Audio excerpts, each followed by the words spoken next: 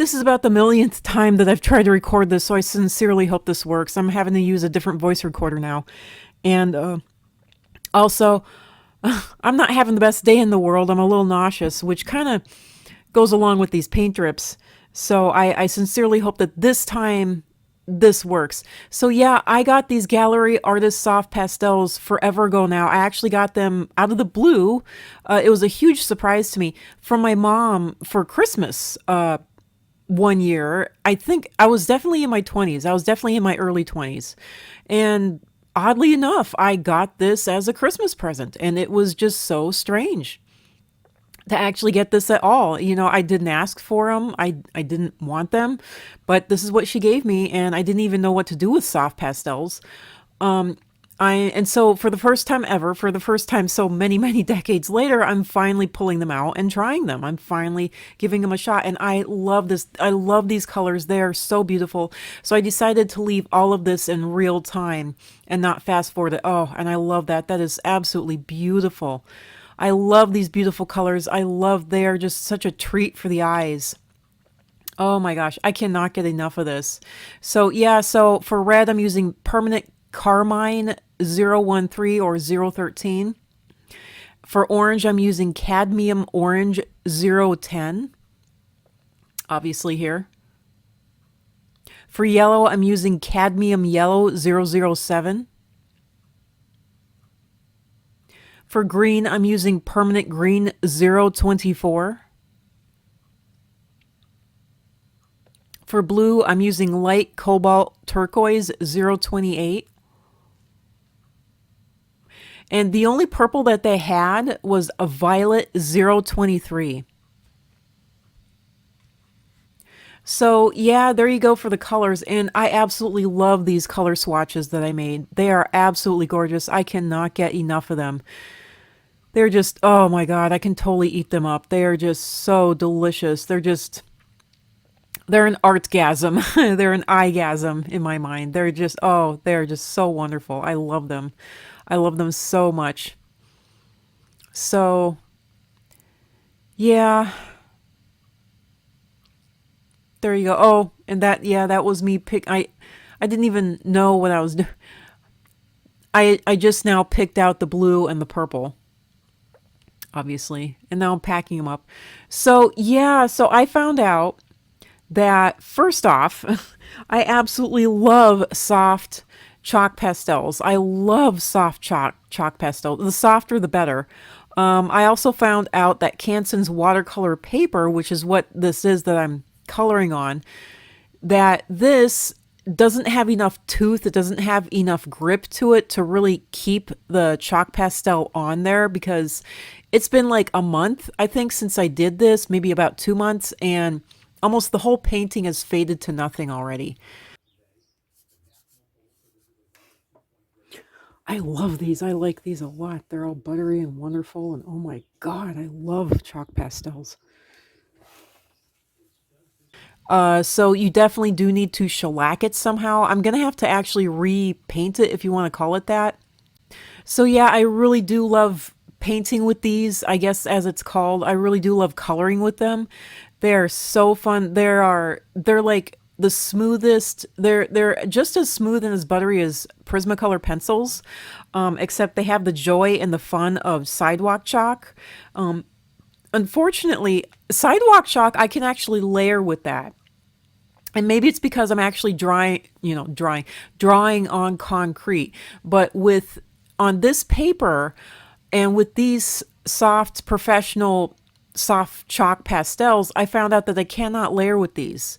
These are very much like a print job. It's one color and one color only. I can definitely fade from one color into another. I can definitely get a transition, but I cannot layer it. I can't layer it at all whatsoever. I don't know how to get rid of all the chalky dust that's going outside the lines, so yeah, that's annoying. It's like the paper gets saturated and it can't hold any more pigment, any more chalk, any more pastel. So I really do love these. These are really, really buttery and smooth and creamy.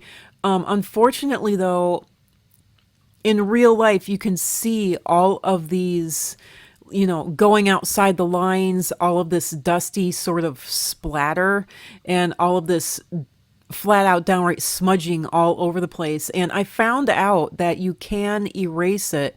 I tried erasing it with a brush. You'll see that later on. But I found out that you can definitely erase it with an eraser. That actually works the best, and that gets rid of the chalk pastel the very best, the bulk of it. It's not perfect. It's nowhere near perfect. It's not even close. Because in real life, you'll definitely see the smudges and the smears, and the fact that I went over the lines. It turns out that these chalk pastels, they're so big and they're so bulky, it's impossible to not go over the lines, even in a piece of artwork this large. I mean, this was the medium that I had at my disposal that was, that I wanted to use also. I mean, obviously I'm doing this because I want to use it and because I want to do it. And I really love chalk pastels. I really love oil pastels, but I haven't been able to use them at all because I run into all of these problems. And this is one of the problems. I found out that you can't blend chalk pastels, and I learned this a long time ago, but you can't really blend oil pastels either. The oil ends up getting sucked up. Turns out neither of these blend at all with Kleenexes, napkins, paper towels. I even had one of these little leather chamois. It turns out that whatever item you use to try to blend this medium, the item just sucks it right up, and there's no getting around that. I mean, I've tried absolutely everything, and it's like, what's the point of even putting the medium on the paper if the majority of it is just going to end up getting essentially sucked up by, the brush or the napkin or the paper towel, or basically like the makeup brush, sort of. It's like a little sponge on the end of a handle. It's like an applicator. I mean, I've tried it and it has not worked. So, which is why I haven't used pastels at all, and I really don't know how to use them. I'm still bent on getting chalk pastel pencils. I'm definitely bent on getting pastel pencils, because I'm hoping that I can do finer works of art with that, because that's what I actually need. I need pencil type pastels, to be able to do fine pieces of artwork. Well, now that I know for definite that I can definitely erase all these great big, messes. I'm finding out that part of the painting process here is actually half of it is erasing. Half of it is coloring in. The other half is actually just erasing. So that's very annoying. But I love coloring with the medium itself. That is fun. I love it. I love this buttery smooth. This is wonderful. Smaller, minute, detailed pieces of artwork. So these huge blocks, they just don't cut it for anything, even poster work like this. So yeah, it's interesting. I've been forced to be basically a maid my whole life, and the one medium that I end up really liking the most, basically, it's like a medium that you're forced to do nothing but clean up in. You're forced to do nothing but clean, clean, clean, clean, clean. I noticed that about watercolor too. All I do is spend my time washing my brushes. That's the majority of it. I'm just constantly washing my brushes, and it's so annoying, and I hate it so much. Hopefully, as I go along here, I'll be able to not have to wash my brushes as much, and I'll be able to figure out ways that I can do this chalk pastel so that it won't come off the page, and that I can actually use these wonderful pigmented colors, and I can use my fingers, and and actually get some enjoyment out of this, because I really do enjoy myself. But then it's like I get harshly punished having to clean up my area and clean up the picture itself, and even then the picture itself is still all smudged, and I'm going outside the lines and I can't hide it. So yeah, that's a bother. That's a big problem, especially if you want to color in the background. Now I gotta go wash my hands. before I can do the green. You know, which I was hoping that I could eventually do, but I don't know if I'm going to do that now. So, but I do need to. So yeah, this video is definitely a longer video, and why would I be including it in Pride Month? Well, basically as filler, just to kind of cover my ass, you know, plain and as simple as that. And the other half of it is actually because, you know, it's a rainbow. It's a beautiful, beautiful rainbow, and why wouldn't I include it in the rainbow month? I mean, it's a rainbow, why not include it in Pride Month, you know? I mean, I'm part of Pride, you know, I get to say what Pride is and what isn't, what it is not, you know, for me at least, and for my channel here. And so I'm including this in Pride Month, not because it's a Pride item specifically, but because it's a rainbow, and why not clump all the rainbows together, you know? A real Marie Kondo kind of way of going about it, you know? So yes, you can Marie Kondo electronic items. You can Marie Kondo all your videos, all your audio files, you know, all your voice recordings. You can definitely do that. It isn't necessarily an easier way to find things, but if you cross-reference it like that, it can be. It can be another way to find things. It can definitely help you out. So there's an idea for you. So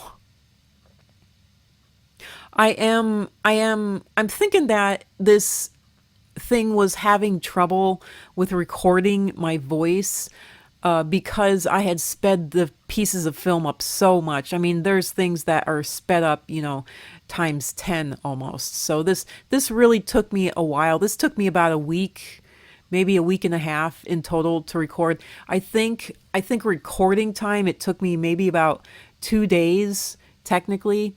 But, you know, those 2 days were really stretched out because, you know, I had real life to deal with. I had real life stuff that I had to take care of, you know, housework and all, you know, things I don't dare speak of, you know. I really don't know what else to say at the moment, you know. Yeah, there's so many smudges on this background. I'm going to have to color the background in, but I don't know with what color. And I really wanted to leave it white. I mean, maybe I should just color it in white. That might be a solution. I do want to try to somehow make this permanent. I am going to definitely, you know, I watched some YouTube videos where people were actually, instead of using matte medium, they were literally taking their version of Elmer's glue over in Britain. I don't know what it's called, but it's their version of America's Elmer's glue, and they were using that as a matte medium, and they said that that was just as good, if not better, than actual matte medium.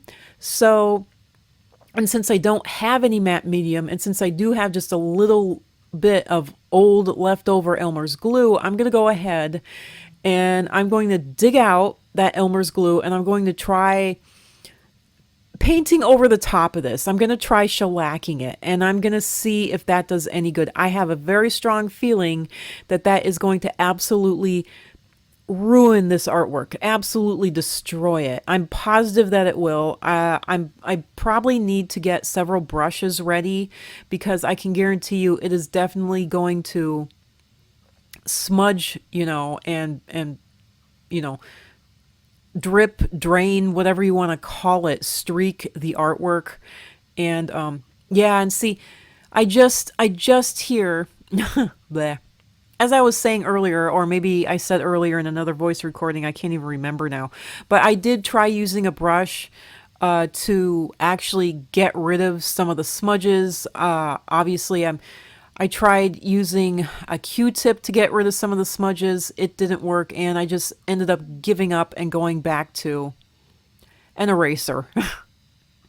So, I mean, using the brush definitely did get a lot of it off. Did get rid of a lot of it, and it saved my eraser from being really chunked up with, you know, chunks of color all over it.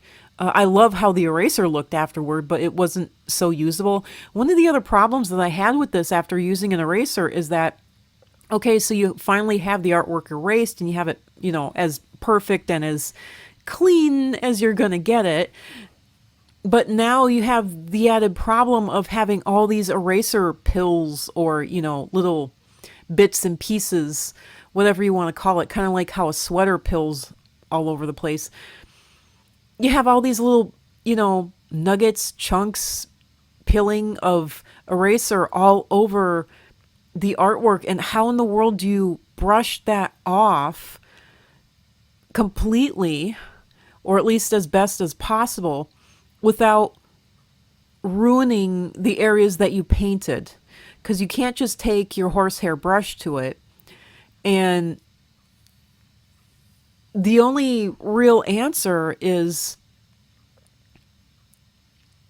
literally just taking your finger and rubbing it and hoping that your finger is clean enough. And one of the major problems I was having is that I was sticking my fingers in the pastel and didn't even know it. And so I was getting like finger marks all over the white of the paper, the background. And it was just basically, as this work went along, it progressively became more of a nightmare. I'm glad that I started with the yellow because that would have been absolutely horrific having to end with yellow. So I'm glad that I started with that because that was the lightest color and I really needed to start with the lightest color. So I'm glad I did that. But yeah, as you can see, there are fingerprints all over the place. And then of course I end up having to go back and erase the fingerprints.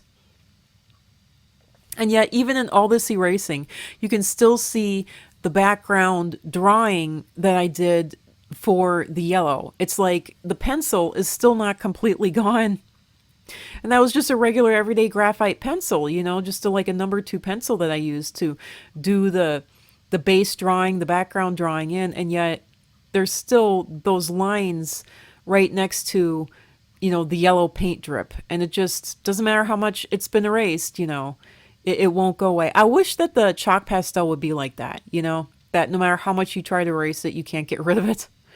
But instead, the chalk pastel seems to be kind of like growing actual grass in your lawn. It doesn't matter how hard you try, it's going to go away. It's not going to stick around. Who knows what happens to it, but, the actual grass dies off, it leaves, it gets eaten up, who knows. And kind of the same thing with this chalk pastel. It's just, I have literally left this painting to sit for about 2 months now, and it's completely washed out, it's completely paled out, and it's almost like I never painted the thing in the first place. And it's because I haven't shellacked it. I haven't put any type of a barrier between it and the rest of the world, of any kind. I did not try to clothe it in the emperor's clothing and absolute see-throughness. Oh yeah, and the other problem that I have is I've tried blending with blending tortillions, blending stumps, you name it, and they just seem to just soak up the chalk or the oil or whatever it is. I don't know why they work so well with colored pencils, but they work absolutely horrifically with oil pastels, chalk pastels. You can blend, you can definitely blend, you can get the blend very, very well. Obviously, as you can see here, with a blending stump, because that's what I'm using. I'm using a blending stump. And oddly enough, the chalk goes very, very deep into the blending stump, way deeper than colored pencils do. So why in the world do pencils act and react so incredibly differently than chalk pastels? I don't know. I have no idea. Maybe because chalk pastels are pure dust and colored pencils have usually quite a lot of wax to them. Maybe just that waxy barrier has something to do with it. Because you know, most colored pencils have some sort of wax in them in one way or another. So yeah, and then I'm taking one of those little fine tipped erasers to it. And that actually does help. I am still glad that I used the blending stump on this, though.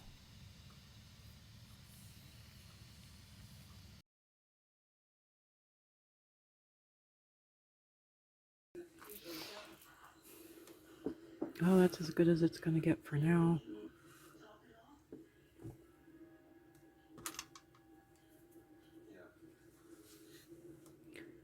Next, I'm going to try putting glue to it. But for right now, this is done.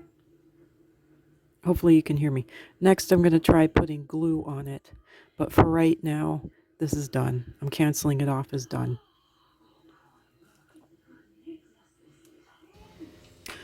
So that's it for this video. I know it was a really long one, but I'm glad that I let it be long anyway. I mean, like I said, I managed to speed it up and therefore cut it down to about 22 minutes here instead of the 2.5 hours that it originally was.